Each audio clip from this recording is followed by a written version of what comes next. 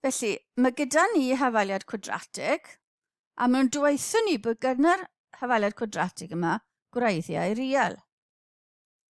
Right, mae hwnna'n bwysig, achos os dwi'n cwadratig, mae ganddo fe un pigyn naill ai dod lawr neu lan. Yn dibynnu ar beth yw'r braced gyntaf yn y fod. Os oes dy fe ddau wreiddyn gwahanol real, sef yn y pwyntiau yna, lle maen nhw'n croesi'r uchelyn x, lle mae'r bracet yna yn hafel i yr gromlyn yn hafel i 0, bydd e'n edrych rhywbeth fel yna. Neu, os oes ganddo fe un gwreiddyn yma, lle mae fe'n cyffwrdd yn y pwynt yna, mae bydd gyda fe ddau wreiddyn dwbl, dau wreiddyn yr un peth. Neu, os bydd e'n edrych rhywbeth fel hyn, bydd ganddo fe ddim gwreiddiau real o gwbl. Felly ni a diddordeb yn y ddau yma. Felly beth ni'n mynd i ddefnyddio i ffindo mas? Wel, os chi'n cofio, os yw'r hafaliad yn rhywbeth yn debyg i yna, bydd ganddo fe wreiddiau gan ddefnyddio'r fformwla cwadratig. Yn ni brofi'r fformwla cwadratig nes ymlaen. Os dim angen profi fe ar gyfer y cwestiwn. Ond ni'n mynd i ddefnyddio beth maen nhw'n galw'r gwahanolyn. Y darn o dan yr ail israd. Dyna beth sy'n dibynnu, dyna beth bydd yn defnyddio, byddwn ni'n defnyddio i benderfynu os oes dau wreiddyn, y plus neu'r minus, yr ateb sy'n mewn tu fewn y braced yna, yr ail israd yna, neu un gwreiddyn, sef os dyw hwnna yn 0, ddim plus neu minus 0, neu dim gwreiddyn o gwbl. A os yna sefyllfa, bydd ganddo fe ddatrisiad ond ddim yn y cwrs mathemateg. Yn mathemateg bellach, bydd chi'n gweld, bydd ganddo fe wreiddiau. Yn y cyfamser, mae gwreiddiau real dyn ni. So ni'n mynd i edrych ar y gwahanolyn, y darn sydd dan yr ail israd.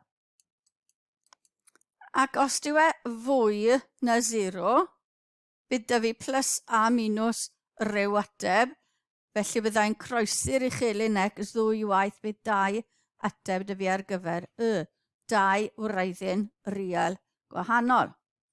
Os ydyw e y gwahanolyn yn hafel i 0, hynny yw, bydd plus neu minus 0 gyda fi, ail israd 0, sy'n 0, felly y pigyn yma, gwerth y pigyn yma, gwerth x y pigyn yma, bydd minus b dros 2a, achos bydd 0 gyda ni fyna.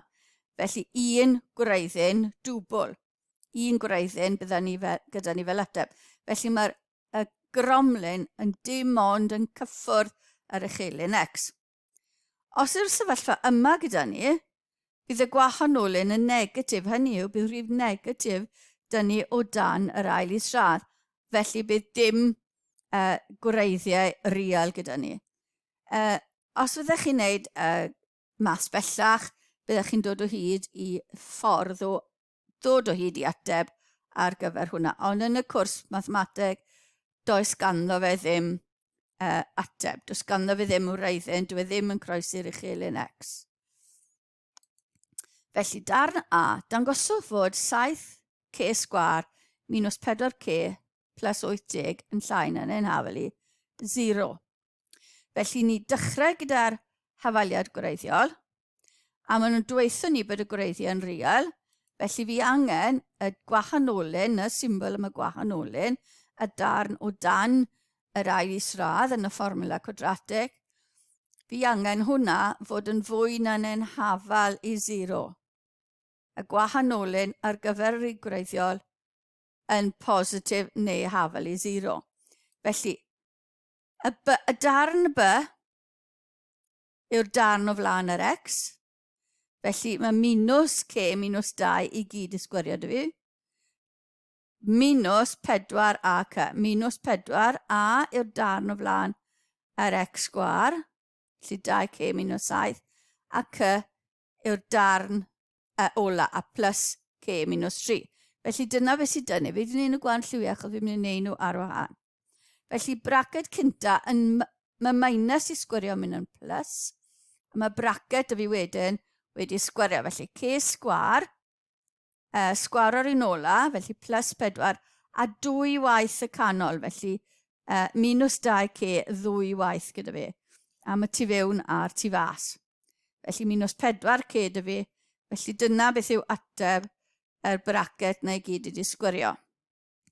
Wedyn mae minus 4, fi'n mynd i llosi'r ddau bracet gynta, felly mae 2k wedi sgwario dy fi, minus 6k ar gyfer y tu fas, minus 7k ar gyfer y tu fewn, a plus 21 ar gyfer y ddau ola.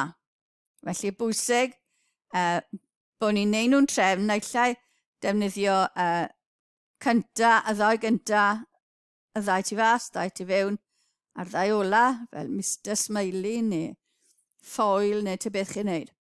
Felly mae gyda ni'r sefyllfa yna, so llosi'r bracet yna gyda minus 4, felly mae k sgwar minus 4k plus 4 dy fi, minus 8k sgwar, plus, mae minus 6 a minus 7 yn dod yn minus 13, llosi dy minus 4, a fi'n cael plus 52k.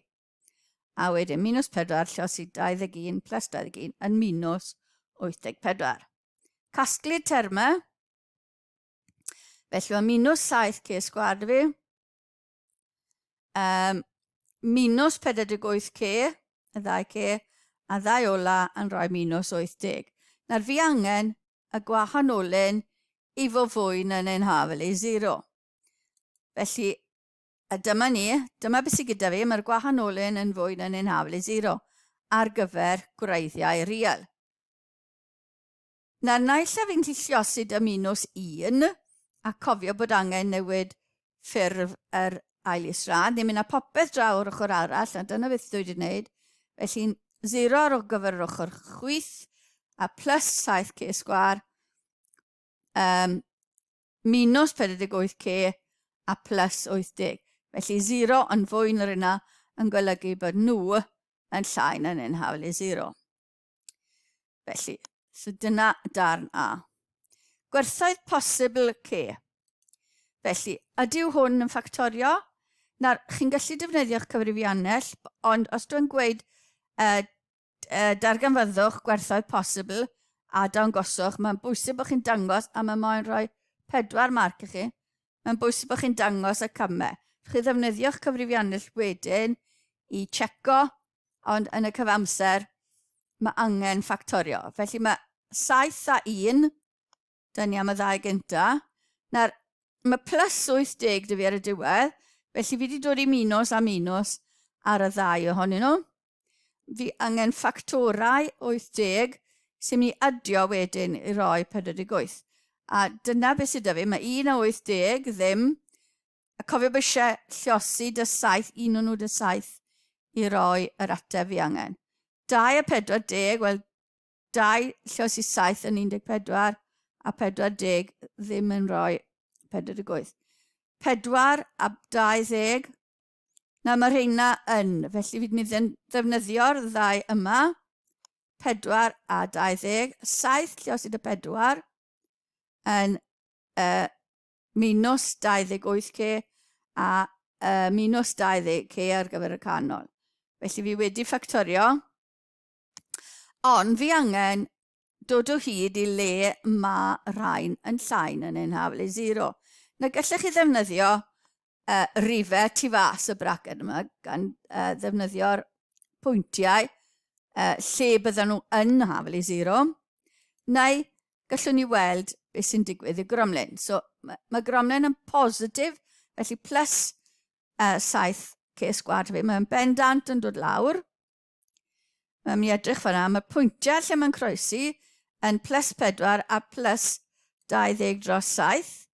So dyna'r pwyntiau lle mae'n croesi. Lle mae'r gromlin yn llai na'n hafel i 0. Felly yn y darn yma, mae'n positif, felly gallwn ni osod gwerthoedd posibl ar gyfer c rhwng 20 dros 7 sy'n 2 atom y bach a 4. Nawr gallech chi, os ych chi angen checo, gosod 5 mewn i weld beth sy'n digwydd. A wedyn ni 1 falle mewn i weld beth sy'n digwydd, i weld bod ni tu fas yr amrediad sydd gyda ni. Felly dyna'r gwerthoedd posibl ar gyfer C. Nawr yn y dar nesaf, ni'n mynd i ddangos i chi sut ddath yr fformula ar gyfer dod o hyd i wreiddiau hafaliad quadratic.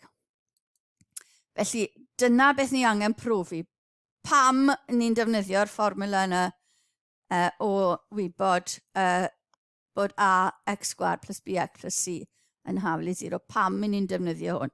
Ni'n mynd i ddefnyddio beth maen nhw'n galw cwblhau'r sgwâr. Felly, i gyntaf i gyd, rwy'n mynd i rannu popeth gyda a, felly mae x sgwâr dy fi, plus b dros a lluosi x, plus c dros a yn haflu 0.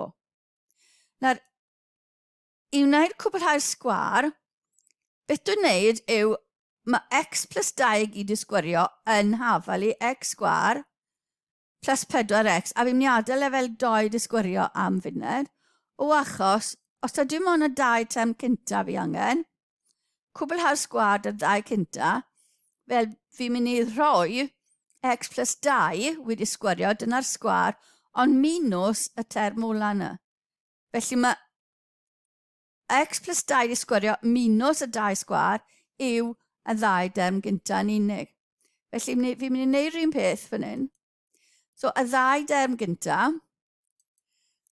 dwi'n mynd i cymeryd yr x a hanner y term sydd gyda'r x o'r x sgwâr a hanner y term gyda'r x. I gael, byddwch chi'n dwblu fe wedyn os chi'n lluosi fe nôl mas. Minus y term ola yna wedi sgwario. Felly 2 term gynta yw'r braced i sgwario minus y term ola wedi sgwario. A plus c dros a dy fi ta beth. Felly, cadw'r braced wedi sgwario un ochr, mynd ar 2 term ar y llwch arall, felly adio'r b sgwâr dros 4a sgwâr wedyn, a tynnu'r c dros a. Cyfuno'r 2 ar yr ochr dde mewn i un ffracsiwn, felly fi moyn dod i fe dros 4a sgwâr.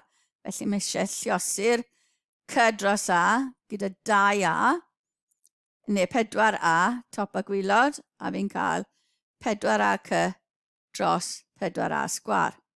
Top a gwylod y 4a i wneud yn siŵr bod y 2 wylod rhywun beth. Felly cyfuno'r 2 yna. Wedyn, cymeryd ail isradd. Os dwi'n cymeryd ail isradd, mae rhaid fi cymeryd plus neu minus.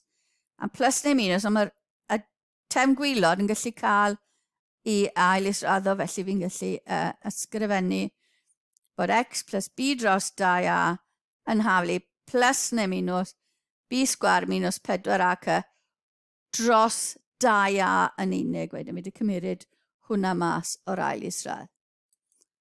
Mynd ar b dros 2a draw i fod yn minus b dros 2a, a fi'n gallu gweld bod popeth dros 2a dy fi, felly mae dy fi x yn haflu minus b plus neu minus b sgwâr minus 4a c i gyd dros 2a. So, o hwn sy'n golygu bod x yn haflu'r mynegiad yma, ni wedi profi bod e yn wir. Felly, jyst tyma bach o theori fyna i chi gael gweld lle ddath y fformula yna. A dyna ddiwedd y cyflwyniad ar gwestiwn 8.